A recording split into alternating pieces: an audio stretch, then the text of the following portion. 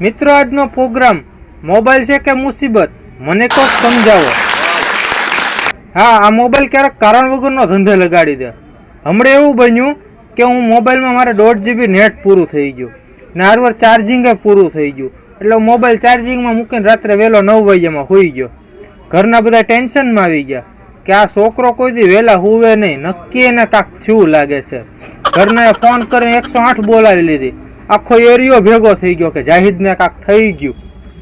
આ તો બધો એરિયામાં દેખાડો થયો. મારી ઊંઘ ઉડીને મેં જોયું કેટલું બધું માણા કેમ. મારા બાપાને પૂછ્યું શું થયું, મને કે તને કાંક થયું ને કેમ વહેલો હોઈ ગયો. મેં કીધું એ તો મારા મોબાઈલમાં 1.5 GB નેટ ને ચાર્જિંગ બે પૂરું થઈ ગયું ને એટલે કંટાળીને હોઈ ગયો. કારણ વગરના બધાને ભેગા કરી નાખ્યા. સાચું, આ મોબાઈલ ક્યારેક કારણ વગરનો ધંધે લગાડી દેશે. હમણાં એકવાર એવું બન્યું, તમને બધાને ખબર છે મને વિડીયો બનાવવાનો બહુ શોખ. આપણે રોજ નવા વિડીયો બનાવતા રહેવી. એટલે હમણાં મેં વિડીયો બનાવ્યો કે ભાઈ સીધા માણસો દુનિયામાં હેરાન થાય છે, બાકી બૂચ મારવા વાળા તો 4 વ્હીલ લઈને ફરે છે. તો આ વિડીયો બનાવ્યો મેં મોજમાં 5-6 ગ્રુપમાં ઠોકી દીધો, ધડા ધડી. હવે બન્યું એવું કે એક ગ્રુપમાં છે ને કોકે 4 વ્હીલ લીધી છે, એનો ફોટો પાડીને એને ગ્રુપમાં નાખ્યો હતો ને બધા એને કોંગ્રેચ્યુલેશન કરતા હતા. હવે આ ભાઈ એમાં વિડીયો નાખ્યો, ગ્રુપમાં સન્નાટો થઈ ગયો. મને ઓલા ભાઈનો ફોન આવ્યો કે ભાઈ મેં તારું કેટલા રૂપિયાનું બૂચ માર્યું તે આવો વિડીયો બનાવ્યો. મેં ગ્રુપમાં જઈને જોયું, એ કીધું એટલે આ તો ઉપાધિ થઈ. મેં કીધું ભાઈ સોરી, મેં તમને નથી કીધું, આ તો મેં મારી મોજમાં વિડીયો બનાવ્યો ને મેં નાખી દીધો. મને ખબર નથી કે તમે આવો ફોટો મૂક્યો છે. ગ્રુપ એડમિને મને એને બેયને કાઢી નાખ્યા હો ને ગ્રુપમાં સન્નાટો થઈ ગયો. ને એમાં મોબાઈલમાં વોટ્સઅપે તો દી દીધા. પહેલાના જમાનામાં માણસો ઉદાસ થતા ને તો ગામ આખામાં ગધેડા જેવું મોઢું કરીને ફરતા.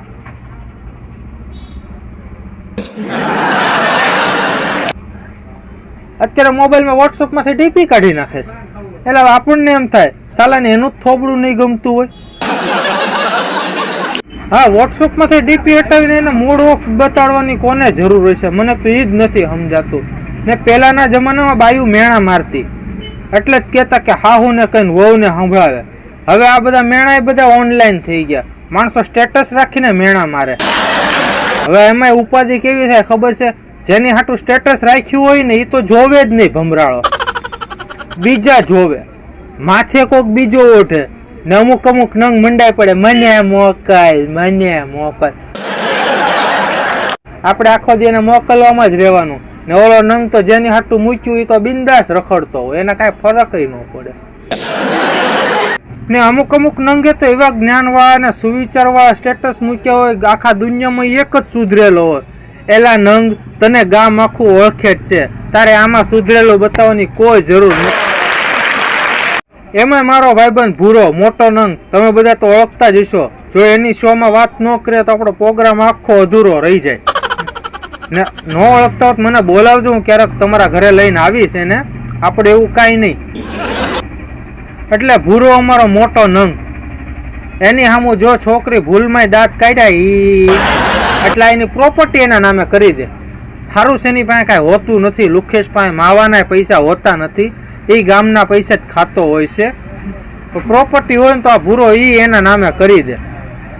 હમણાં બન્યું એવું કે અમે બે બજારમાં ઊભા હતા ને એક છોકરા એની સામું દાંત કાઢ્યા, હી. ભૂરો મને કે ભાઈ આ પટી ગઈ છે નક્કી, આમ તો કોઈ સામું નથી જોતી, આ પેલી ફસાણી, લાઈ મારે નંબર દેવો છે ને. મેં કીધું ભાઈ આવા અખતરા ન કરાય, એવા નંબર ન દેવાય. આ ભૂલમાં દાંત કાઢતી છે અથવા ગાંડી હોય, એવું કાંઈ નથી કે દાંત કાઢે એટલે હસી તો ફસી. આ બધું ફિલ્મમાં સારું લાગે.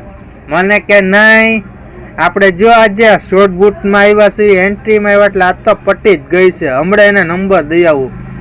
લુખે છે ખીચામાંથી 100ની નોટ કાઢી.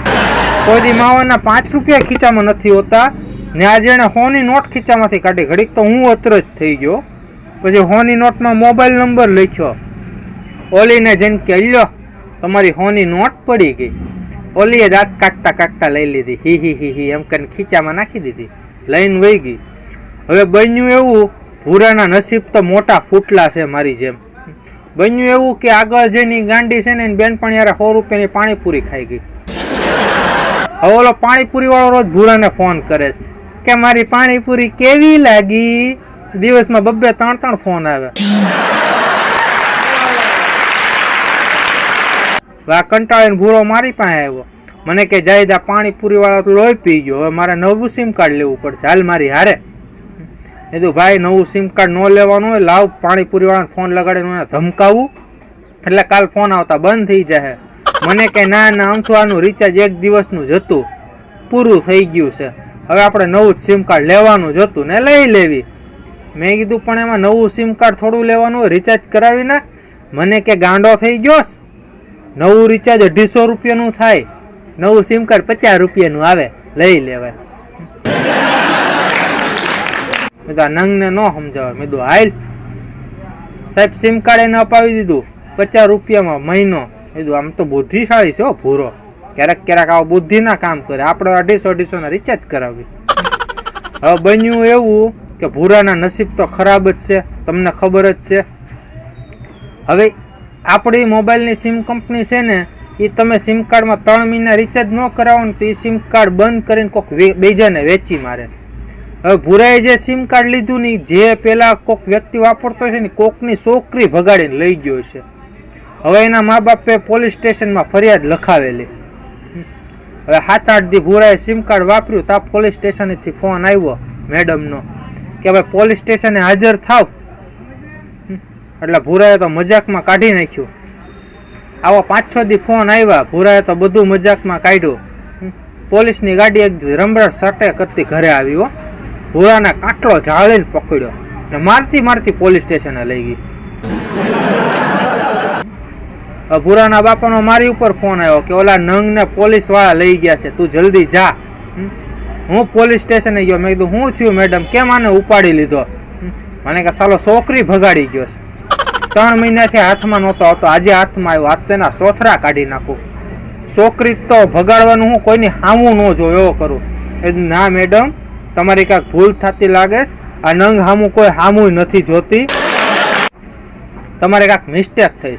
તો કે ના અમારે પોલીસ સ્ટેશનમાં રિપોર્ટ આવ્યો છે, આ છોકરી ભગાડીને લઈ ગયો ને એ નાબાલિગ છે, એટલે આને તો છે ને ઉંમર કેદની સજા થાય. ને ભૂરાને ખરેખર માર્યો તો બહુ બધું હોજવાડી દીધું હતું. હું હોજવાડ્યું તો મારે તમને કહેવાય નહીં, કેવો માર્યો. મેં કીધું ના મેડમ તમારી ભૂલ છે. મને કે તું એનો ભાઈ બનશો ને? મેં કીધું હા. મને કે તો ભગાડવામાં તારો હાથી છે, તું બેહી જા. મેં કીધું ના મેડમ હું તો કલાકાર છું, આ નંગ માર બાજુમાં રહે છે ને બાપાએ મને મોકલ્યો, બાકી અમને એવું કાંઈ નથી ખબર. ને આણે મળે 7 દી પહેલાં સિમ કાર્ડ લીધું છે ને તમને વિશ્વાસ ન હોય તો જ્યાંથી સિમ કાર્ડ લીધું એ ભાઈ અરે હું વાત કરાવી દઉં. મેડમે સિમ કાર્ડ વાળાને ફોન કરીને બોલાવ્યો, એને બેહાડી દીધો. પછી છોકરીના મા બાપને બોલાવ્યા કે જો આ નંગ હતો તો ઓલા છોકરીના મા બાપ કે નહીં, મારું મોઢું બતાડ્યું કે આ નંગ હતો તો કે નહીં, ઓલા સિમ કાર્ડ વાળાને બતાડ્યો કે આ હતો તો કે નહીં. પછી પોલીસ વાળા મેડમ માન્યા કે ભાઈ આ 3 કસૂર છે, બરોબર. પોલીસ વાળા મેડમને તો મેં બહુ સમજાવ્યો પણ મારું તો માન્યા નહીં. એમાં એનો વાંક નહોતો. અત્યારની બાયું પોતાના ધણીનું નથી માનતી તો આપણી જવાનું શું માનવાની? એટલે એ તો એનું ધાર્યું કરે. એ તો ભાઈ છોકરીના મા બાપે કીધું આ 3 નહોતા એટલે અમને 3ને છોડ્યા, નતર તો અમારે બધું લાલ કરીને ઘરે આવવાના વારા હતા. એટલે કહું મિત્રો, આ મોબાઈલ તો ક્યારેક કારણ વગરના ધંધે લગાડે. ને હમણાં તો અમારા ભૂરાને કસ્ટમર કેરમાં નોકરી મળી. એટલે કસ્ટમર કેરમાં નોકરી મળે. મેં તો સારું ક્યાંક કામ ધંધે જ લાગ્યો. ઉછીના પૈસા માંગતો તો બંધ થયો, હવે તો પૈસા ઉછીના માંગવા મારી આગળ નહીં આવે. હું બપોરે ગયો ઘરે બેઠો હતો. મેં કીધું કા ભૂરા તું તો નોકરીએ ગયો હતો ને? મને કે બોસે મારીને કાઢી મૂક્યો. મેં કીધું કેમ, કાં હું છું? મને કે એક બાઈનો ફોન આવ્યો કે મારે મેલ નથી જતો. એટલે મેં એને કીધું કે ભાઈ ઠીકરું ગહીને ટ્રાય કરો, કદાચ વયો જાહે. બોસે મને મારીને કાઢી મૂક્યો. એ કીધું પણ ટોપા ઈ મેલ મોબાઈલના મેલની વાત કરતી છે ને, તે આ હાથનો મેલ કીધો. હવે ઈ મેલ ન થાય. મને કે મને થોડી ખબર હોય, એ લોકોને કેવું જોવે ને. વાત એ સાચી, તારી જેવા નંગને નોકરી રાખ્યો જઈએ એની મોટી ભૂલ. ક્યારેક તો ભૂરો ગાંડો ગીત ગાતો હોય કે ના કોઈ હે ના કોઈ થા जिंदगी में तुम्हारे सिवा तुम देना साथ मेरा और 1.5 GB ડેટા એ ટોપા એમનો મને કે તને ખબર ન પડે અત્યારના જમાનાનું ગીત છે એ આવું જ હોય આપણને ઘગલાવીને બેહાડી દે.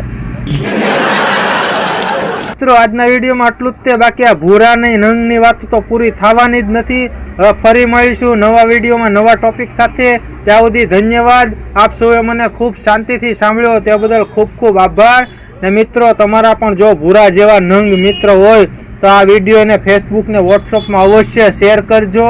અને હા ભાઈ વિડીયોમાં લાઈક કરવાનું આપણે મફત રાખ્યું છે હો, તો એકાદી લાઈક કરતા જાઓ. લુખેશ ન થાવ, હાવ લુખેશ ન થાવ. ને હા જે નવા આવ્યા હોય એ આ ચેનલને સબસ્ક્રાઈબ કરજો મારા વાલા, એ મફત જ છે.